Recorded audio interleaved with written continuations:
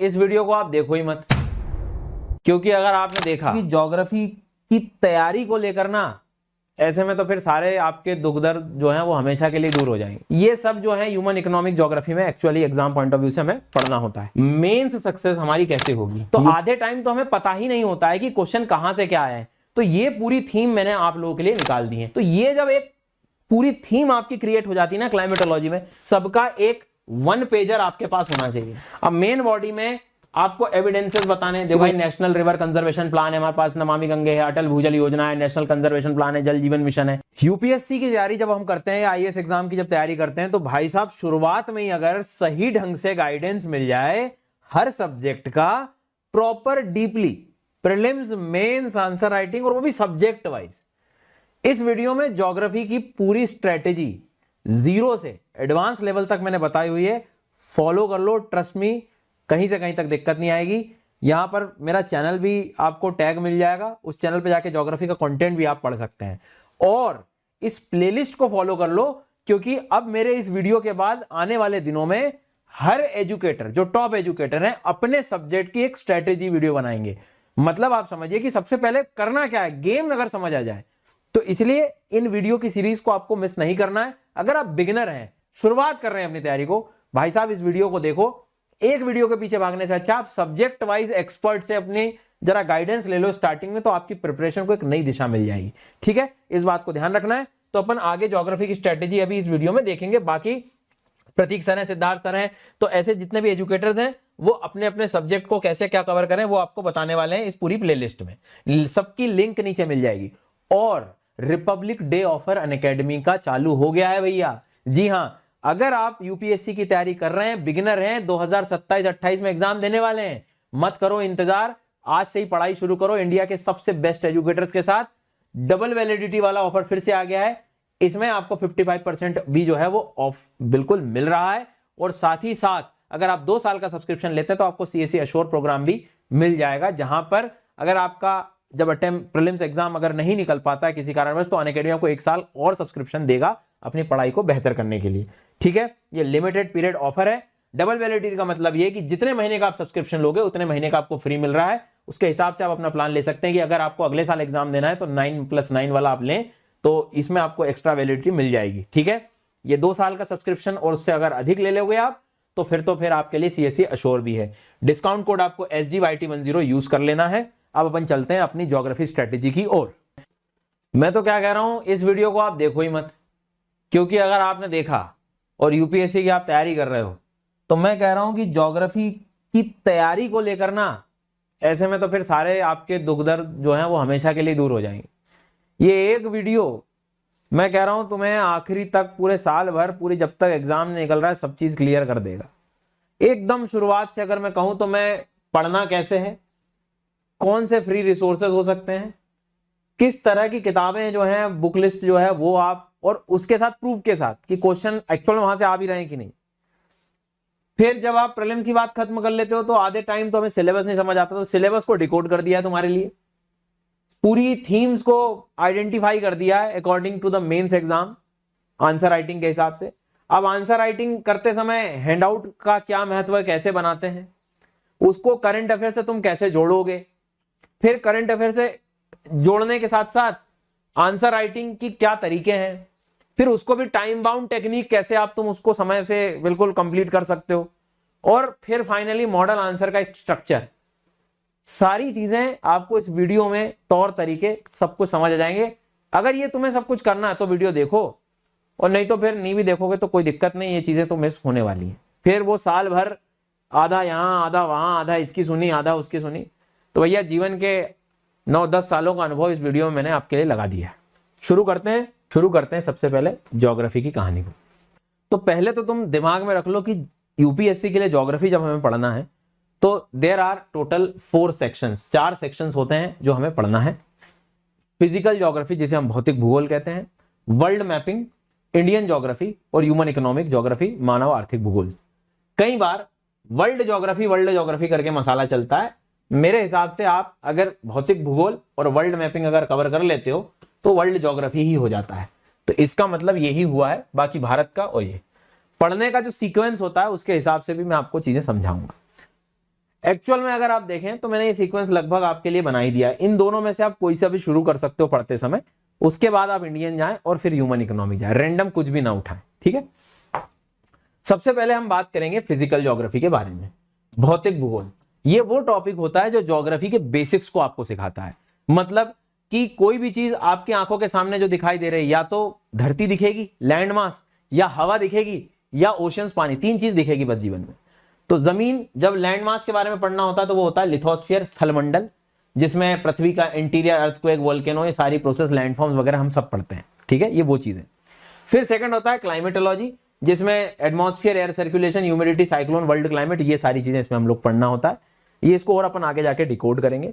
अब क्लाइमेट मतलब ये आसपास की जलवायु, उसमें तुम्हें क्या दिखेगा, आसमान दिखाई दे रहा है, वायुमंडल दिखाई दे रहे हैं, गैसेस दिखाई दे रही है, हवाएं दिखाई दे रही है, बारिश दिखाई दे रही है, चक्रवात दिखाई दे रहा है, जलवायु दिखाई दे रही है, जेट स्ट्रीम, विंड सिस्टम, पवन, ये सब इसमें।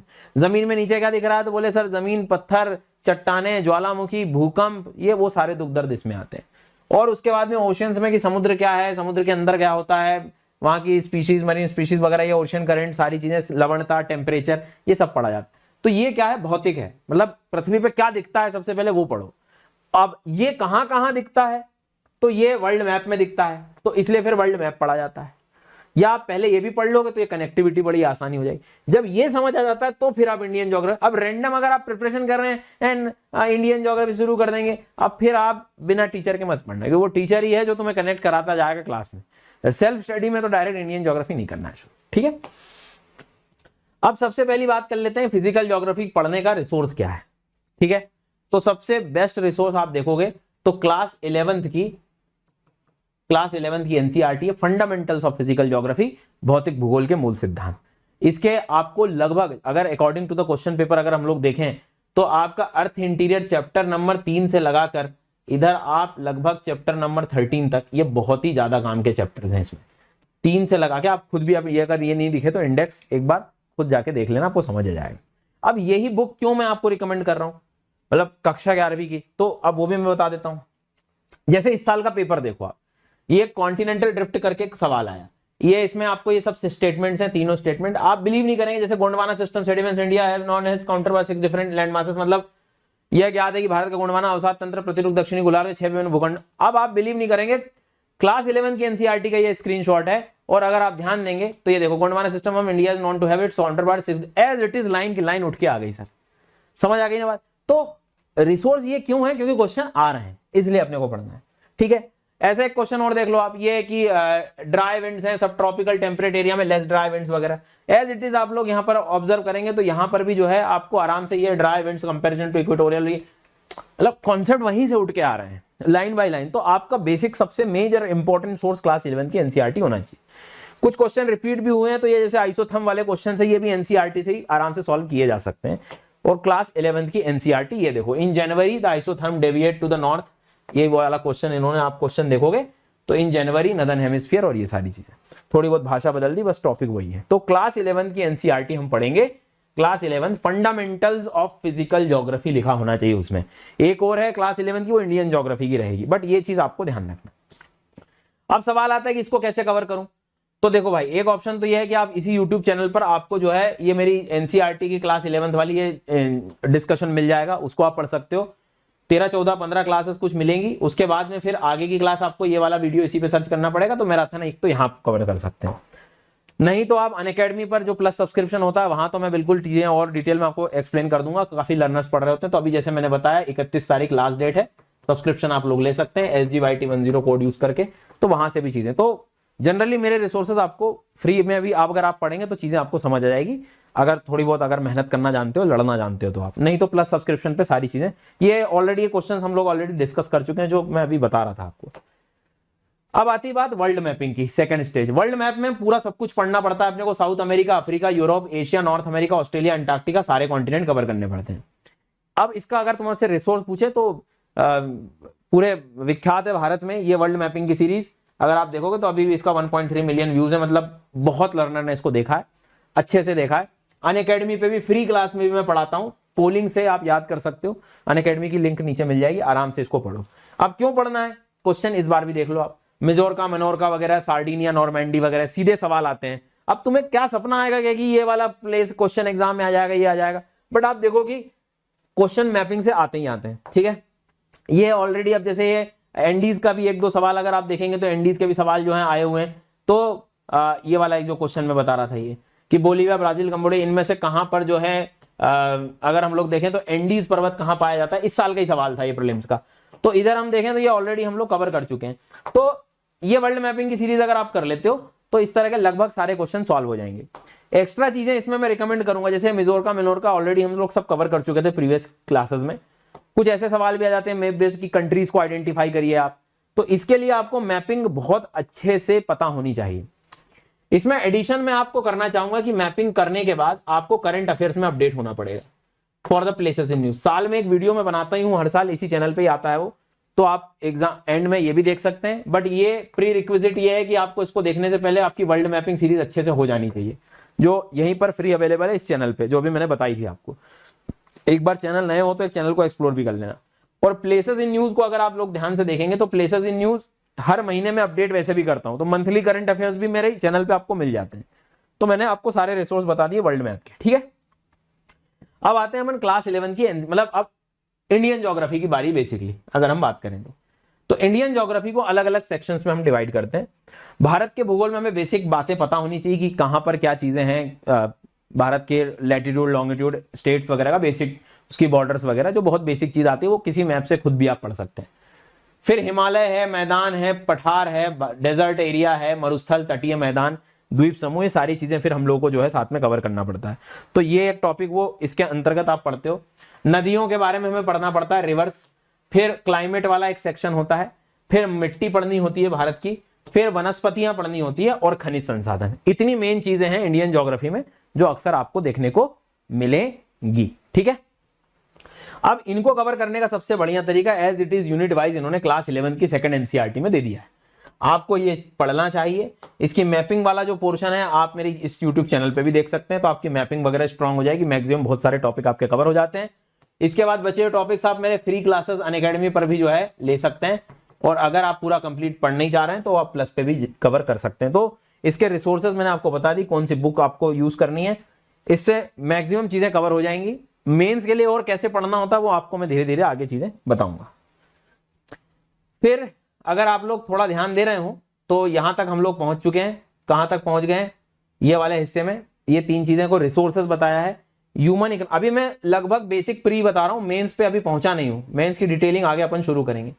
तो ह्यूमन इकोनॉमिक ज्योग्राफी अगर आप लोग थोड़ा ध्यान दें तो इसमें बहुत सारे टॉपिक्स आते हैं। ह्यूमन एंड इकोनॉमिक मतलब मानव और आर्थिक भूगोल, फिर उसमें इंडस्ट्री एरिया भी आ जाता है। ठीक है, इंडस्ट्री रीजन भी आ जाते हैं, अच्छे से पढ़ोगे तो आप। रोडवेज, वाटरवेज हो गया, बंदरगाह हो गए, सेटलमेंट्स, बस्ती का भूगोल जो है, ट्राइब्स हो गई। ठीक है, जनसंख्या के बारे में पढ़ना, एग्रीकल्चर के बारे में पढ़ना, क्रूड ऑयल, खनिज, कोयले के क्षेत्र, ये सब जो है ह्यूमन इकोनॉमिक ज्योग्राफी में actually exam point of view से हमें पढ़ना होता है। ठीक है, अब ये कहां मिलेगी, इसका सोर्स क्या है, तो भाई साहब इसका सोर्स जो है 2 किताबें। अब क्लास 12th आपको ध्यान रखनी होगी, क्लास 12th। अब क्लास 12th में जब आप जाते हैं तो ह्यूमन ज्योग्राफी बहुत मतलब मानव भूगोल के मूल सिद्धांत वाली बुक है। इनमें से एटलीस्ट मैं चाहूंगा कि आप नहीं कम से कम तो चैप्टर नंबर 2 बहुत अच्छे से पढ़ें। इधर 5, 6, 7 वाले चैप्टर जो है वो आप अच्छे से पढ़ सकते हैं। तो और उसके बाद में एक सेकंड बुक और है क्लास 12th की, इंडिया पीपल एंड इकोनॉमी करके, उसमें सेटलमेंट, पॉपुलेशन, मिनरल्स, ये वाले सारे चैप्टर, लैंड रिसोर्सेज, एग्रीकल्चर मिल जाएंगे। बट द प्रॉब्लम इज ये अपडेट नहीं हुई है बहुत दिन से ना, तो इसका डेटा जो है वो थोड़ा सा पुराना है। इस चीज के लिए आपको मैं कहूंगा कि आप थोड़ा सा जो है इसी चैनल पे मैं हर साल अपडेटेड मिनरल्स वाला एक वीडियो बनाता हूं, आपको देखना चाहिए। इस बार भी मैंने डायमंड के बारे में पढ़ाया था, लिथियम, निकल, हर साल इनफैक्ट ये एक हैंडबुक बनाता हूं मैं। और इस बार आप देखोगे तो क्वेश्चन इन्होंने फिर पूछा भी है, बोट्सवाना, मतलब मिनरल्स के सवाल आते हैं, 2-3-4 सालों से एक्टिव हो गए हैं ये लोग।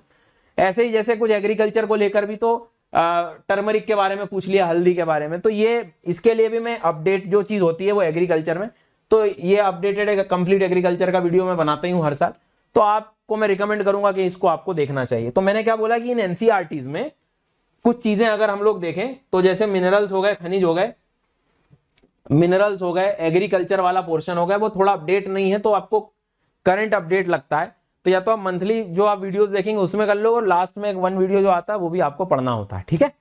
तो ये चीज आपके लिए हो गई एक बेसिक रिसोर्सेज चारों चीजों का। अब आते हैं हम लोग मेंस सक्सेस हमारी कैसे होगी, यूपीएससी का मेंस वाला एस्पेक्ट। तो इसमें सारी चीजें मैं आपको जो है समझाने वाला हूं। सबसे पहली चीज तो हम सिलेबस को पूरा डिकोड करने वाले हैं एक एक करके, फिर उसके कोर्स कॉन्सेप्ट पे पहुंचेंगे, कैसे प्रैक्टिस करनी है उसकी, पास्ट पेपर से कैसे थीम निकालनी है, और उसके बाद उसको कैसे इवेल्युएट और ये सारी चीजें अपने को करनी है, या इसका हैंडआउट कैसे बनाना वो मैं आपको बताऊंगा।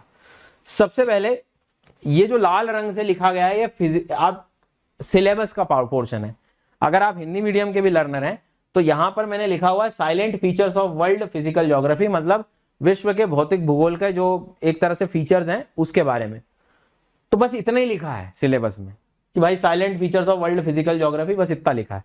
ऐसी लाइन बाय लाइन आगे मैंने चीजों को कर। अब इसके अंतर्गत आपको ना मैंने जो क्वेश्चन आ चुके हैं पीवाईक्यू से वो सब आपके सामने ले आए। एक बार अगर आप देखोगे कॉन्टिनेंटल ड्रिफ्ट पे क्वेश्चन आ चुका है, महाद्वीपीय विस्थापन सिद्धांत पे, हॉटस्पॉट वोल्केनो पे क्वेश्चन आ चुका है, प्लेट टेक्टोनिक्स पर, फोल्ड माउंटेन्स पर सवाल आ चुका है मेंस का। अब मैं आंसर राइटिंग पे आ चुका हूं, है ना, मेंस पर।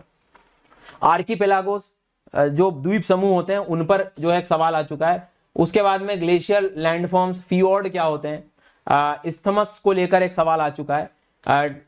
प्राइमरी चट्टान मतलब आपकी जो एक तरह से आप कह सकते हो कि जो प्राथमिक चट्टानें होती हैं, इग्नियस रॉक होता है, उसके कैरेक्टरिस्टिक्स को लेकर क्वेश्चन आ चुका है। मतलब ये सारा सेक्शन वो है जो जियोमॉर्फोलॉजी से रिलेटेड है। मतलब लैंड, अभी अभी बताया ना मैंने, फिजिकल ज्योग्राफी 3 हिस्सों में डिवाइड करा था अपन ने, लैंड में, एयर में और ओशियन में। तो ये लैंड से संबंधित सारे क्वेश्चंस मैंने एक तरफ आपको रख दिए हैं।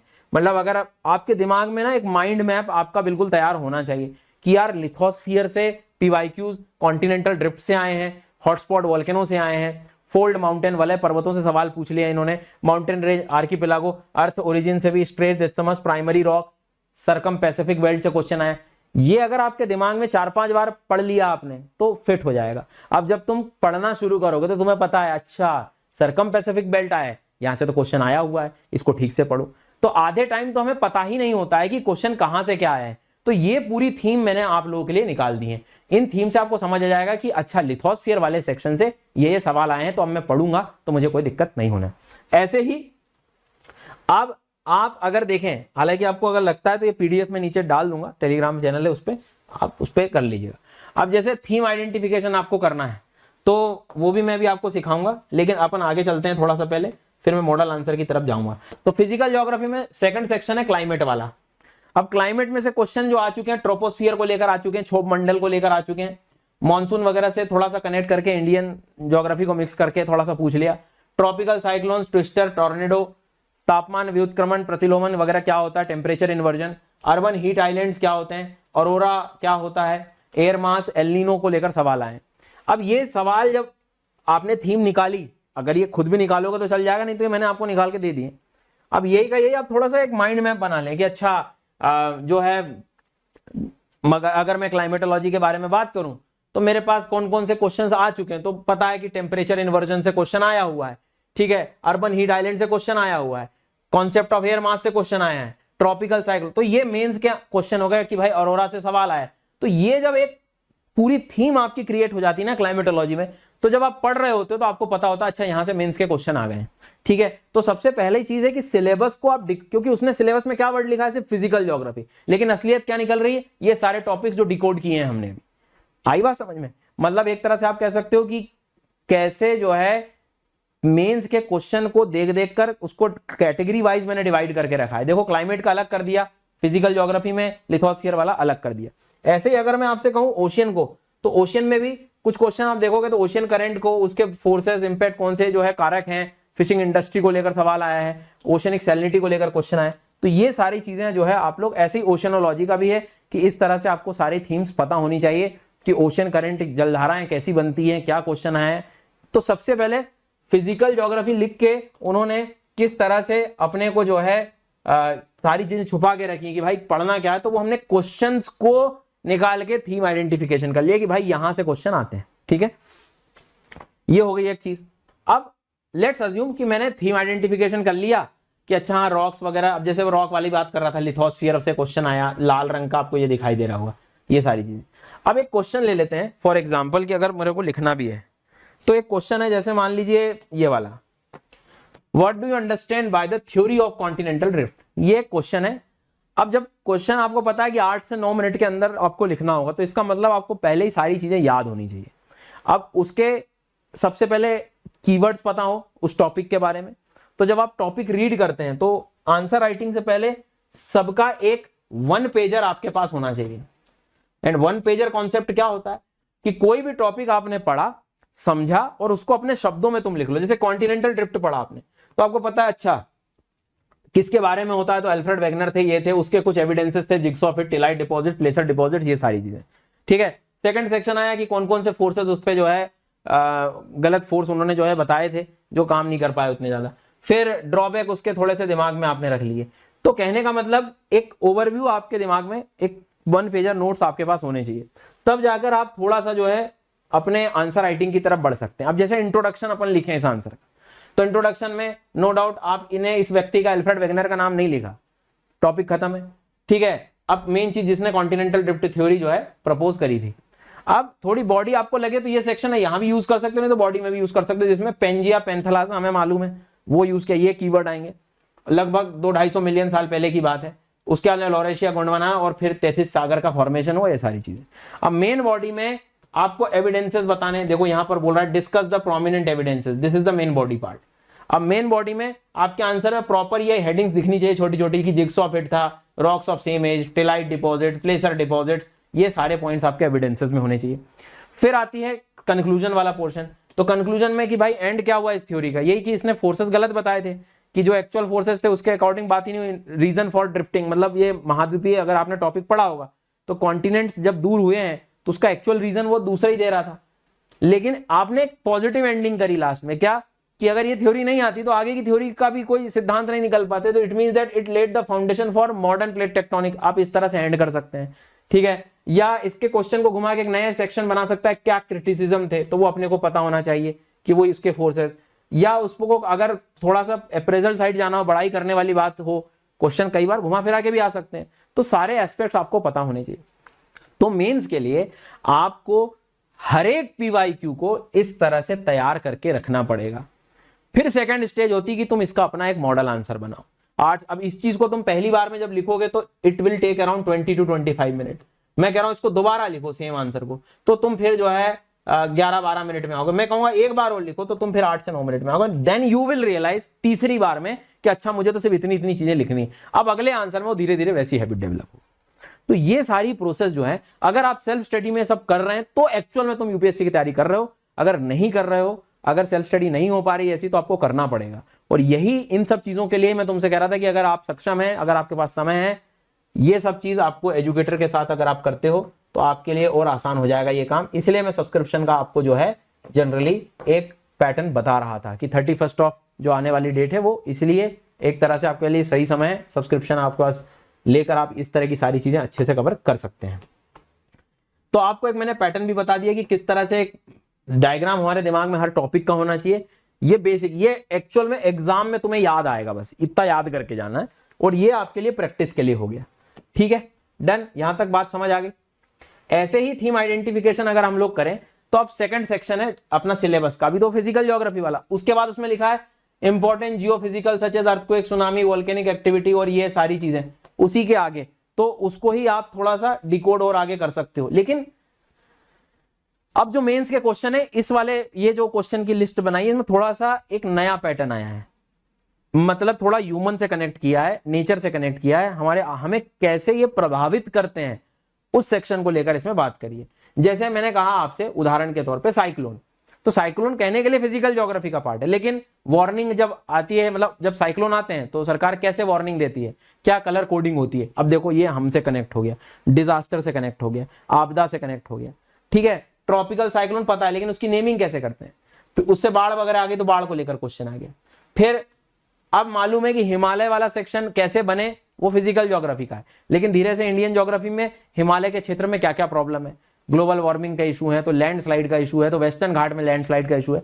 तो ये कुछ ऐसे डायनामिक टॉपिक्स हैं जो इन्हीं से ही निकले हैं, तो उनकी एक अलग मैंने जो है पूरी आपके लिए लिस्ट बता दी है।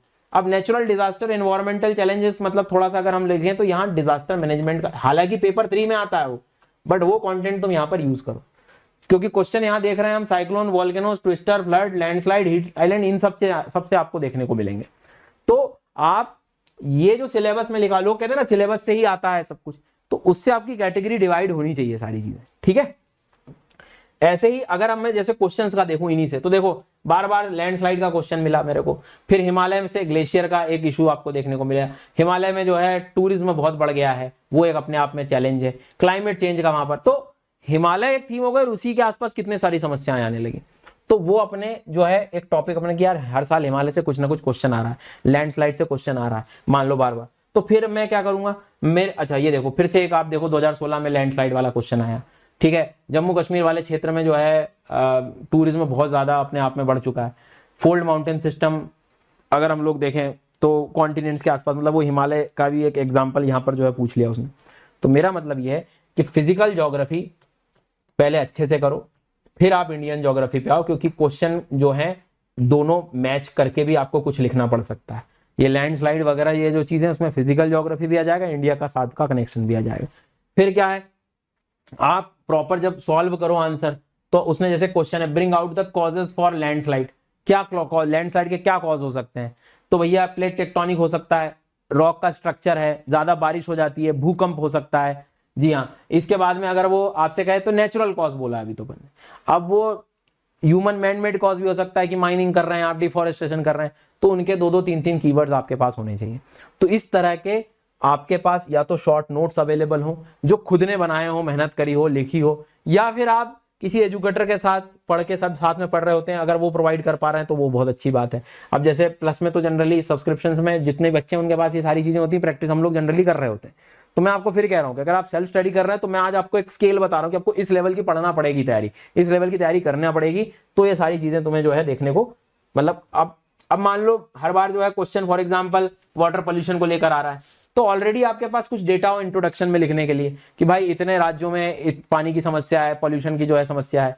फिर उसके बाद में ऐसे हिंदी में भी आपके पास प्रॉपर एक डेटा होना चाहिए अगर आप हिंदी मीडियम से हैं तो।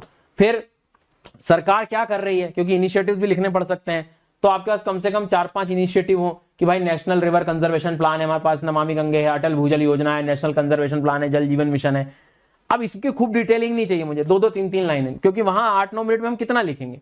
तो ये सारी चीजें अपने पास, राष्ट्रीय नदी संरक्षण योजना, नमामि गंगे कार्यक्रम, अटल भूजल योजना, राष्ट्रीय झील संरक्षण योजना, ये सब कुछ आपके पास हैंडआउट ऑलरेडी अवेलेबल होने चाहिए। मान लो कि सॉइल प्रॉब्लम आ रही है, सॉइल से हमेशा क्वेश्चन आता है, सॉइल आइडेंटिफिकेशन, आपने थीम आइडेंटिफाई करी, तो सॉइल हेल्थ कार्ड स्कीम है, वाटरशेड प्रोजेक्ट है, राष्ट्रीय कृषि विज्ञान योजना, कृषि सिंचाई योजना, integrated watershed management programme, sustainable agriculture का मिशन, ये सब 2-2 3-3 1-1 लाइनर अपने पास सारे नोट्स इसके अवेलेबल होने चाहिए। ये अगर होंगे तो तुम लिख पाओगे तो तुम एकदम, नहीं तो ये सब नहीं कर रहे हो आप ढंग से, अब ये सब कैसे होगा, क्या करें हम, तो इसलिए मैंने ये सब थीम आइडेंटिफाई, और हर थीम पे अगर आप देखोगे तो क्वेश्चन रिपीट हो जाते हैं। जैसे आगे अपन देखें कि geographical features and their location changes in critical geography including water bodies, ice caps, flora fauna, ये भी आपके सिलेबस में लिखा हुआ है। तो उसके अंतर्गत फिर थोड़ा सा जो है इन्होंने आगे जाकर और डायनामिक कर दिया पोर्शन कि भैया क्लाइमेट चेंज से क्वेश्चन दूंगा मैं, कोरल रीफ से दूंगा, मैंग्रोव से दूंगा, ग्लोबल वार्मिंग से दूंगा, अर्बन स्प्रॉल का क्वेश्चन है, land reclamation, water stress, desertification, water resources, urbanisation, ये सब पीवाईक्यू हैं, उन्हीं को तुम निकाल के थीम निकाल रहे हो, और फिर इन्हीं के तुम्हें जो है हैंडआउट तैयार करने, नोट्स तैयार करने होते हैं। जी हाँ, डेजर्टिफिकेशन क्या है, ठीक है, मैंग्रोव डिप्लीशन का सवाल आ गया। अब ये सवाल तुम देखो ना, मैंग्रोव डिप्लीशन, मरुस्थलीकरण, ये शुरुआत हुई फिजिकल ज्योग्राफी से, तुम्हें फिजिकल ज्योग्राफी पता होना चाहिए, डेजर्ट कैसे बनते हैं, कहां बनते हैं, फिर तुम डेजर्ट की प्रॉब्लम पे आओगे, ये सारी चीजें मतलब स्टेप बाय स्टेप पढ़ना होगा आपको, ऐसा नहीं कि रैंडम उठा के बस पढ़ लिया हो गया प्रीलिम्स के लिए, आपको ये सारी चीजें अच्छे से कवर करनी होंगी। ऐसे ही सेम कहानी ह्यूमन इकोनॉमिक ज्योग्राफी का, जिसमें देखो factor responsible for the location of primary secondary tertiary industry various part of the world, तो अगला वाला सेक्शन उसमें, तो देखो शुगर मिल का जो है क्वेश्चन आया है, ठीक है। उसके बाद आयरन स्टील इंडस्ट्री के पैटर्न्स पूछे हैं, इंडस्ट्रियल कॉरिडोर के बारे में पूछा है, ठीक है, mining industry, agro based, petroleum refineries, cotton textile industries. तो ये आप पीवाईक्यू से अपनी थीम निकाल सकते हो इस तरह से कि प्रीवियस ईयर के क्वेश्चन ये रहे सर इस टॉपिक के अंतर्गत, उसके बाद ये थीम्स हैं, इनके मुझे नोट्स तैयार करने हैं, यही चीज अक्सर रिपीट होती रहती है, यही अब तक इतने बार पेपर हो गया है तो बहुत सारी चीजें, तो अब इन्हीं को आपको करंट अफेयर से बस अपडेट करते चलना। जो मैंने आपको बताया कि सॉइल की कोई नई स्कीम आ गई तो आपने अपने हैंडआउट में जो है इसको अपडेट कर लिया। ठीक है, आ गई बात समझ में? तो इस तरह से चीजें आपको कवर करनी होंगी। सेम जैसे अब मैं आपको बता रहा था कि जो क्वेश्चंस आते हैं कि भाई एग्रो बेस्ड फूड प्रोसेसिंग संबंधित कोई क्वेश्चन पूछ लिया आपसे, ब्लू रेवोल्यूशन का पूछ लिया, इंडस्ट्रियल कॉरिडोर का क्वेश्चन पूछ लिया, तो सारी चीजें आपके पास पहले ही कवर हो कि मतलब स्टील इंडस्ट्री के चैलेंजेस क्या हो सकते हैं, ऐसे कभी कोई क्वेश्चन आ गया तो अपने पास एक रेडी रेफरेंस आर्टिकल हो। तो ये सारी चीजें अगर आपके पास अवेलेबल हैं, फिर कुछ मिसलेनियस हैं जो करंट अफेयर बेस्ड ये एडिटोरियल्स वगैरह में आपको देखने को मिल सकते हैं। तो सिंपल, सबसे पहले जो मैंने आपको सिलेबस, ये मैं पीडीएफ आपको दे दूंगा तो आपके लिए थीम आइडेंटिफिकेशन में ज्यादा प्रॉब्लम नहीं होगी, ऑलरेडी मैंने निकाल लिया। हिंदी मीडियम वाले बच्चे भी इसको रेफर कर लेना ताकि आपको जो क्वेश्चन है वहीं से डायरेक्ट मिल जाएंगे ईयर वाइज। फिर इसके आप अपने नोट्स बनाइए, साथ में जो एडिटोरियल, अब वो जो टॉपिक है उसके न्यूज वगैरह आप सर्च करोगे तो करंट अफेयर्स भी मिल जाएगा, उसके साथ मिल जाएंगे। नोट्स बनाने का तरीका मैंने बता दिया है कि एक 1 पेजर भी बनाओ आप साथ में, फिर उसको आप सॉल्व करो, बॉडी में इंट्रोडक्शन और मेन बॉडी में मेन इंपॉर्टेंट पॉइंट और उसके कुछ अच्छी चीज कंक्लूजन में ऐड करो। इस तरह से जब आप तैयार करते हो तो अपने नोट्स तैयार होते हैं, और यही सारी चीजें सेल्फ स्टडी में आपको करनी होगी। और आप सेल्फ स्टडी कर पा रहे हैं तो ऐसा ही करना होगा, इस तरह से ही आपको करना होगा। प्रीलिम्स का मैंने स्टार्टिंग में आपको बता दिया था कि कैसे जो है क्वेश्चन आते हैं, तो आपको अच्छे से टीचर से ही पढ़नी होगी, अंडरस्टैंडिंग डेवलप करनी होगी। ये सब अगर आप कर पा रहे हैं, ये एक तरीका है बेहतर एक्चुअल में चीजों को कवर करने का। यूपीएससी की तैयारी जब हम करते हैं या आईएएस एग्जाम की जब तैयारी करते हैं, तो भाई साहब शुरुआत में ही अगर सही ढंग से गाइडेंस मिल जाए हर सब्जेक्ट का, proper deeply prelims, mains, answer writing, और वो भी सब्जेक्ट वाइज। इस वीडियो में ज्योग्राफी की पूरी स्ट्रेटेजी जीरो से एडवांस लेवल तक मैंने बताई हुई है, फॉलो कर लो, ट्रस्ट मी, कहीं से कहीं तक दिक्कत नहीं आएगी। यहां पर मेरा चैनल भी आपको टैग मिल जाएगा, उस चैनल पे जाके ज्योग्राफी का कंटेंट भी आप पढ़ सकते हैं। और इस प्लेलिस्ट को फॉलो कर लो, क्योंकि अब मेरे इस वीडियो के बाद आने वाले दिनों में हर एजुकेटर, जो टॉप एजुकेटर हैं, अपने सब्जेक्ट की एक स्ट्रेटेजी वीडियो बनाएंगे। मतलब आप समझिए कि सबसे पहले करना क्या है, गेम अगर समझ आ जाए तो इसलिए इन वीडियो की सीरीज को आपको मिस नहीं करना है। अगर आप बिगिनर हैं, शुरुआत कर रहे हैं अपनी तैयारी को, भाई साहब इस वीडियो को देखो। एक वीडियो के पीछे भागने से अच्छा आप सब्जेक्ट वाइज एक्सपर्ट से अपनी जरा गाइडेंस ले लो स्टार्टिंग में, तो आपकी प्रिपरेशन को एक नई दिशा मिल जाएगी। ठीक है, इस बात को ध्यान रखना है। तो अपन आगे ज्योग्राफी की स्ट्रेटेजी अभी इस वीडियो में देखेंगे। बाकी प्रतीक सर हैं, सिद्धार्थ सर हैं, तो ऐसे जितने भी एजुकेटर्स हैं वो अपने अपने सब्जेक्ट को कैसे क्या कवर करें वो आपको बताने वाले हैं इस पूरी प्लेलिस्ट में। सबकी लिंक नीचे मिल जाएगी। और रिपब्लिक डे ऑफर अनअकैडमी का चालू हो गया है भैया। जी हां, अगर आप यूपीएससी की तैयारी कर रहे हैं, बिगिनर हैं, 2027-28 में एग्जाम देने वाले हैं, मत करो इंतजार, आज से ही पढ़ाई शुरू करो इंडिया के सबसे बेस्ट एजुकेटर्स के साथ।